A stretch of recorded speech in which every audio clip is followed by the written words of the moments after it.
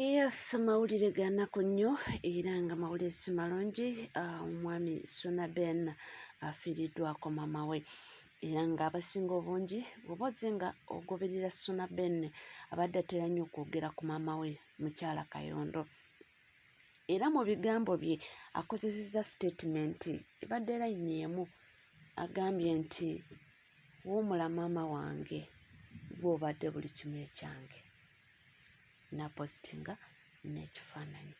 Abadde atera nnyo okwogera gye nvudde we, life gye bayiseemu, nga banaku tebalina ke balina, ne babavuma ne babasekerera ne babageyengula. Era yayogeranga ekigambo Suna Ben ng'agamba nti najja e Kampala nga ŋŋamba kimu, nange ndigula ku mmotoka ne ngipaakinga mu maka ga mukyala Kayondo, nti naye Mukama yannyanukula, mama wange talaakinga buli kimu. Nkuba bukubi ssimu ne mugamba maama oyagala kulya ku ki? Ne nsindika. Naye makinga sure buli kimu mu nnyumba kye yeetaaga kibeeramu. Temmotoka nzivuze, nkyusizza, ebyapa by'ettaka amugulidde, buli kimu kye yeetaaga maama wange akifunye. Mawulire mabi nnyo era mawulire ga nnaku nnyo nti bambi maama we atufudde ku maaso. Kitalo nnyo, kitalo nnyo era kitalo ddala. Teri kintu Suna Ben kyabadde ayogera ekikwata ku bulamu bwe nga tajjuliza maama we. Era buli kimu mwalaba saga ezaaliwo awo wakati wa Nambwayo, ate abakyala abalala bavuddeyo, simanyi buto bikoze bitya, era maama we yamaliriranga nga ye buli kimu. Era nga bamubuuza mukyala Kayondo yagambye ki? Mukyala Kayondo kino naye Mukama bw'atyo bw'asazeewo. Mukama yagaba ate era yaggyawo. Munange waba asazeewo teri ate ngeri gy'osobola kukigyamu. Tweyongere okuba nga tumusabira era tweyongere okuba nga tumuteeka mu ssaala, Mukama amugumye. Tusabire n'omwoyo gw'omugenzi, Mukama abenga gw'ekyomolo ekirungi. Bwe bityo wabiri. Kati nno tweyongereyo n'amawulire ag'enjawulo. Ebya Alex Loswa Luwemba si birungi, nti muganda w'omulenzi yamuwandikidde muganda wa Segirinya yamuwandikidde ebbaluwa nkakali. Mu bbaluwa eno mulimu ki? Luwemba si oyo bamugambye bati, bamugambye gwe musajja weefuge, nze muganda w'omugenzi Segirinya, komyawo ebintu by'omuganda waffe oba bitwale ku ofiisi za Nuupu, ebintu nga bino wammanga. Komyawo ambulance, komyawo engoye, engatto, emmeeza, ebitanda, emifaliso, ebiwandiiko, ebyapa, pikipiki n'ebirala. Ono mukulu kye yakoze, yaddidde ambulance ya Segirinya n'agibulandingamu ebintu bye nga tamaze na kwebuuza ku bafamire na buli kimu kyonna. Ompulya bulungi nnyo, nga tamaze kwebuuza ku bantu bonna. Kambaddemu bintu bamubanja. Bamugambye mukulu komyawo ebintu byaffe, ebintu bya Segirinya. Komyawo ambulance, engoye, engatto, emmeeza, ebitanda, emifaliso, ebiwandiiko, ebyapa, pikipiki n'ebirala. Yaganya obbiza ayogera omu amagamaga.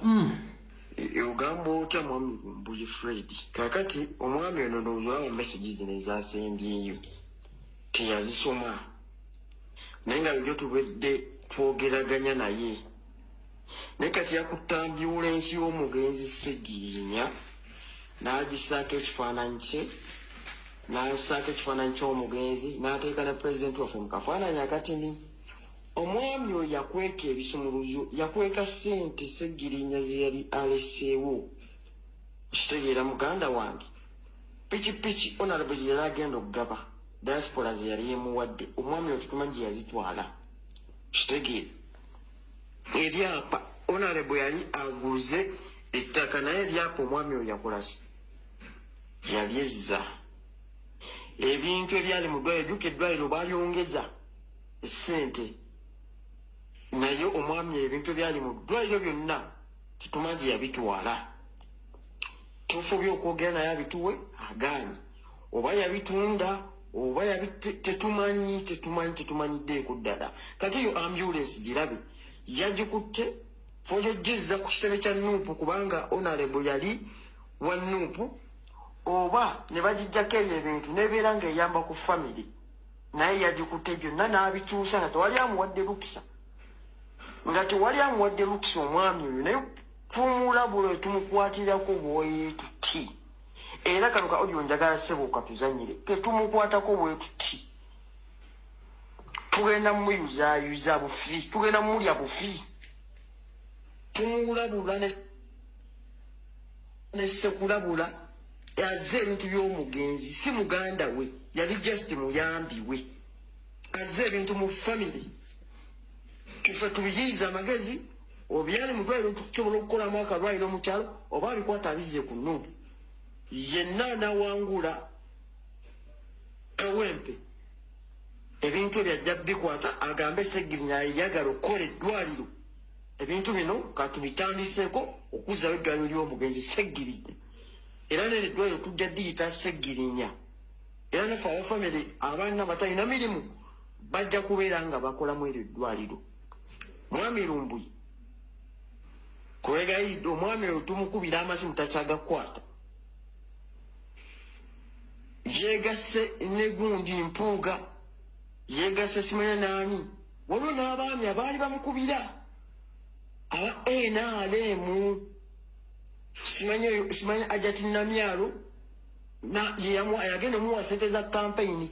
Ajati Namyalo oba omuwulira yagenda omuwa sente za kampeyini.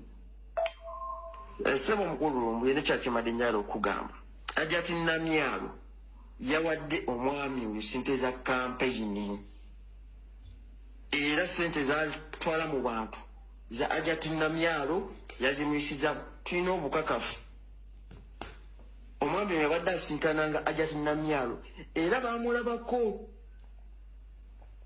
nga basisinkanye ku Popopo Hotel mu Ndeeba ne Ajati Namyalo. So omwami oyo ffe twagala kimu, akwate ebintu by'omugenzi abizze ku kitebe kya NUP, ebiri mu ddwaliro, ebyabadde mu ddwaliro abizze, kubanga eddwaliro Honorable omugenzi Sseggirinya wabanga yali wa kibiina kya Nuupu, kitegeeza ebintu bisobola okuddayo mu Nuupu, yenna n'abawangudde ng'ali mu Nuupu babikwate babimuwe, eddwaliro lya Honorable Sseggirinya alitwale mu maaso. Naye omwami oyo ebintu abyefuze byonna, ebintu omuli pikipiki byonna Honorable Sseggirinya bye yali agenda okugabira abantu b'e Kawempe byonna bikwate, eba akyabina nga teyabitunda. Ebintu ebirina okugenda mu famire abikwate abitwale mu famire, omuli ebyapa, omuli poloti. Honorable Sseggirinya yali ayagala kutandika kuwulira abantu b'e Kawempe awo abatandikewo zi bizinesi, naye nga yennyini omuntu yali ayagala kwekulaakulanya. Ssebo omwami oyo ne ssente zennyini yazezibika, akolagana n'Empuuga, akolagana n'oyo akisimanya Ajati Namyalo oyo simanya wa NRM. Ssebo tukwegayiridde vidiyo buno butuzanyire, odiyo buno butuzanyire, ssebo tukwegayiridde. Mukulu Lumbuye amaloboozi tusaba okatuzanyire. Ndowooza n'omukyalo Sseggirinya omulabye engeri gy'abadde ayogeramu ka vidiyo kano kenkuweereza waggulu, ng'agamba abano abalala abeesindewo benoonyeza byabwe, okitegeera ssebo. So tusaba odiyo buno buzannye ssebo. Omwami ono akozesa ssente za Namyalo oyo Ajati Namyalo n'Empuuga. Waliwo n'omwami omulala awo wa DP oyo bamuvumyeko ne leero ku gundi ku Baba TV oyo mukaako oyo n'engundi nti omuntu asigala muntu. Omwana oyo yali muyambi wa Honorable Sseggirinya, weewaawo be baavuganya mwana eno nga baagala kaadi negaana. Kitegeera ekintu ekyo. Kadi we yagaana ye omwana n'asalawo ntayagala kujja nga independent. Kakati effamire emwefuulidde. Juzi wano twalaba Namwandu yakwata ebintu bya Sseginya bye yali akozesa n'abiwaayo owa Nalukoola, which is okay kubanga yakwatidde ekibiina ebbendera. Naye ekyebuzibwa kiri nti bw'abanga maama yali yawanda eddusu ku Honorable Luuswa Luwemba, kakati ku last moment ate ne balaga nti naye maama tali mu bintu bino. Awo simanyi nnyo kubanga ye maama ndowooza baalinga abavuga muvugi ng'ali ku remote control, saabitegeera bulungi. Kakati essaawa ya kakati bagamba nti alimedde ebintu by'omugenzi era bamuwandiikidde ebbaluwa empanvu ennyo enkakali. Ebintu bamaze okuba nga babimenyamenya wamanga wali, sigenda kuba nga mbiddamu. Tubadde tukyali ku ebyo ne zireeta Namwandu omu wa Honorable Ssegirinnya Muhammad nga ye alaga obutali mumativu. Era omukyala ono yayogedde nga munyiivu nti yeewunyizza nnyo abakyala banne nti kye babala takimanyi. Kyagamba nti okugenda ne baba nga begatta ku Nalukoola teyakisanyukidde. Ye agamba nti Nalukoola yalya mu bbaawaabwe olukwe, nti bbaawaabwe yali akyali mulamu nga mulwadde nnyo. Nalukoola nga yatandise dde okutimba ebifaananyi, nti kino ekiraga nti era olwedde yali ayagala mwesimbako. Fakiti yakozeseza ekigambo nti kyonna kye babasuubizza kansuubire mujja kuba nga mukifuna, nti naye mulidde. Yamuyise oba taata Zuula oba taata Waani olukwe temumuliddemu olukwe. Amazima gennyini bakyala bannange muneewunyisizza. Amazima gali nti mweriddemu olukwe, mulidde mu bbammwe olukwe, n'abaana bammwe bennyini mubaliddemu olukwe. Kuba tosobola kuŋŋamba nti osobola okuvaayo n'oyimirira emabega w'omuntu atalowooza ku bulamu bwa bba wammwe mu kifo ky'okubeera awamu okusaba n'okwegayirira ku byonna bye yalimu, ye ng'alowooza kimu kyakutwala kifo kye kye yalimu. Nze nzijukira ebiseera ebyo Nalukoola yatimba ebipande mu 2024 yatimba ebipande. Twali tuyita omwo nga tutambula, taata Shifula n'agamba yiyi yate ebipande akalulu kazzeemu okulondebwa, ne tumugamba nti akalulu tekannaba kulondebwa. Amazima gali nti ku ekyo kye yalaba ne puleesha zaamukuba. Naye ng'oggyeeko olwa puleesha ezo okumukuba, Nalukoola yennyini yatimba ebipande nga taata Shifula akyali mu ICU. Ekintu ekiraga oba omutima omubi, omuntu atalina mutima ndowooza gwa kulumirirwa munnoowe kubanga ye alina kyayagala ng'omuntu. Nze mu mazima gali nti mwandisappointi nze at least kye mwakoze si kye nabadde nsuubira. Naye ensi, ebyensi byansi kuba ne bbammwe yabireka. Nalukoola kyonna kye yabalimbye nange simanyi, naye kambasabire akituukirize.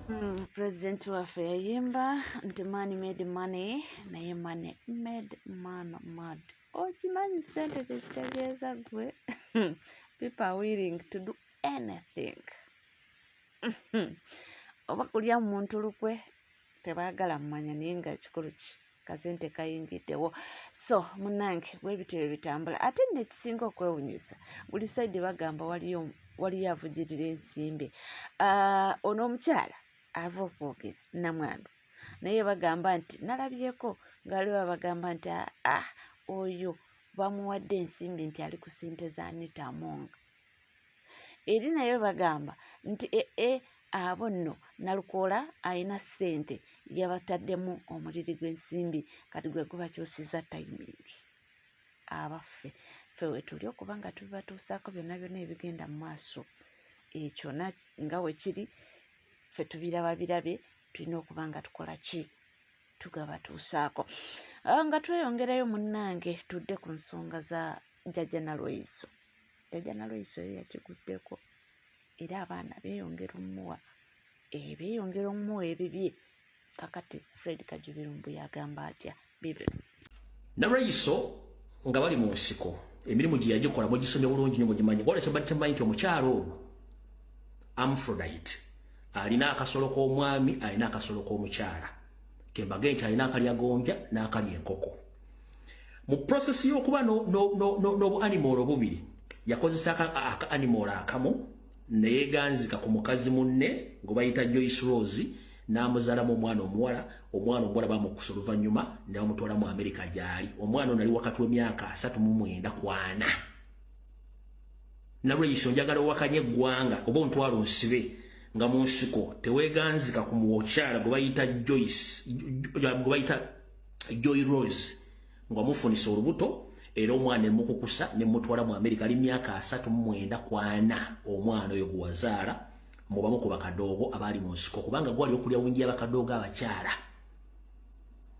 kati ky'olaba nti omukyala ono bwe yamala okukola ebikolwa byonna byonna yeesonyiwa kye bayita okuddamu okuzaala oba okwagala omuntu yenna kubanga amanyi bajjamu exposinga okikumidde emyaka almost 40 kati lwaleero nkyabiza ensi ekitegere tugatolumbanga Kyagulanyi nga teweetegese omukyala ono alina animal bubiri alina akalya gonja n'akalya enkoko wabula mu process mu nsiko yagwakomu ku bakadoogo gwe bayita Joy Rose n'amweganzikako n'amufunisa olubuto era omwana yamuzaala omwana bamutwala mu Amerika kati yoyo omukyala gwe bayita Proscovia Naraiso bwe mulaba asaakala eddoboozi modu z'ekisajja ziba zirinnye bw'ajja n'ayogera ng'omukazi modu z'ekikazi ziba zirinnye Naraiso bw'oba oyagala kuntwala mu kkooti okunvunaana omusango ku biga byenjogedde nzigulako keesi oba ogenda ku Interpol oba International Criminal Court bw'olagala oddawa obujulizi mbwetaaga ng'ozze mu kkooti physically ng'oggyemu engoye oba nga tokoze sajali ensi ejja kakasa biibyo munnange nze nabagambye nti wendi just kubanga mbibatuusaako bannange mubadde mukimanyi nti omwana omulenzi waliwo omwana mulenzi ajuze yakola akavidiyo mu katambi kano yagamba nti ka pulezidenti waffe kalagidde gavumenti kabadumidde nti abawadde 24 hours mube nga muleese chairman Nyanzi era mube nga mutadde Besigye nti bwe zinaawera nga temunakikola naffe tujja kutekinga action nti buli wa NRM gyali nga tuliso bijambiya omuvuko we bambi yakwatiddwa mawulire mabi yakwatiddwa ndowooza bamulinnya akagere jjukira yakoze nga yambadde full combat eya NUP ndowooza olwamaze ne bamulinnya akagere okukakkana bambi musajja wattu nga bamuyodde era simanyi kati kyaliko mukama yamanyi essaawa eno byayitamu bingi nnyo ebigenda mu maaso aneeno mu ggwanga Uganda nkugambye nti mukwano nze wendi just kubanga nkutuusaako ebibaamu sibivunaanyizibwako nze mba ndiwo okuwabuwa otegeere ebigenda mu maaso drone kujjambya buli wenaali muomusanga jako omutwe buli w'omusanga tewakyali kuzannya kati naffe tukooye ejjoogo tulabe gye. A few moments later.